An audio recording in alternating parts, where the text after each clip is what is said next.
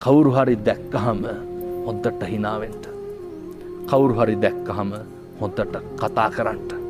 මේ කාරණේ මතු කරනකොට කියයි හාමුදුරුවනේ එයත්වත් එක්ක hina වුණාට කතා කරාට එයත් අපිත් එක්ක hina වෙන්නේ නැහැ නේ කියලා. hina නොවෙන එක කාගේ වැඩක්ද? එයාගේ වැඩ. ඒක අනුන්ගේ වැඩක්. ඒක එයාගේ වැඩක්. කතා නොකරන එක අනුන්ගේ වැඩක්. කතා කරන එක අපේ වැඩක්. කරණීය මෙත්තනේ.